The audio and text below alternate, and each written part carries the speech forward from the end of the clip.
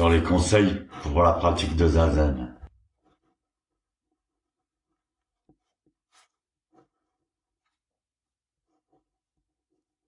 Il traite principalement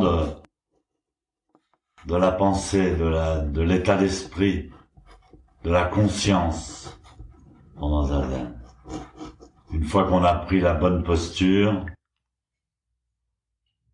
qu'on a équilibré sa respiration, ben on se retrouve face à sa conscience.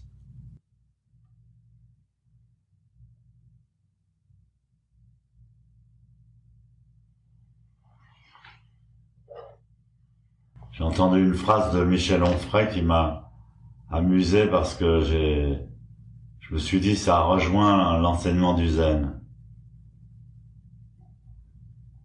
Il dit faire penser les cerveaux en fonction de ce qu'on avait programmé ou de ce qu'on aura programmé. Michel Onfray dit faire penser, c'est le contraire de penser.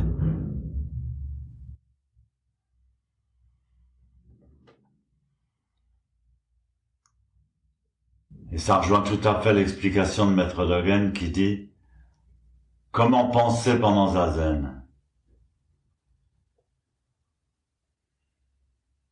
Non penser,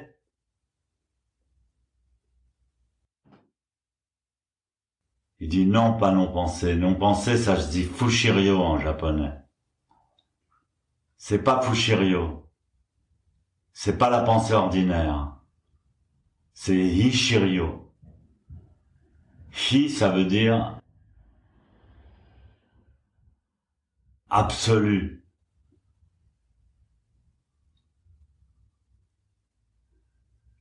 Et on lui dit, qu'est-ce que c'est hishiryo? Il dit, c'est penser du très fond de la non-pensée.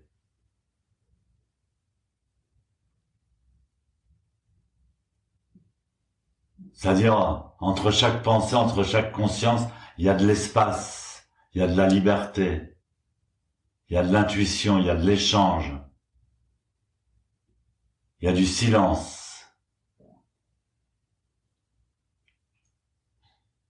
En fait, c'est la vraie pensée, c'est la même définition que nos philosophes.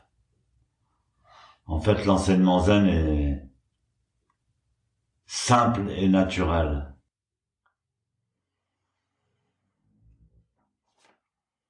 Alors donc, Wang Shi continue. Vous devez avoir l'esprit large, donc de la place, de l'espace, entier, c'est-à-dire en interdépendance, mais sans compter sur les autres. Un esprit droit et indépendant. À ce moment-là, quand vous laissez cet espace, vous commencez à ne pas poursuivre des situations qui dégénèrent. Quand on laisse l'espace entre ses pensées, pas seulement pendant Zazen, mais par exemple quand on se met tout de suite en colère, si on laisse de l'espace, on se met pas en colère, on calme le jeu, on se calme,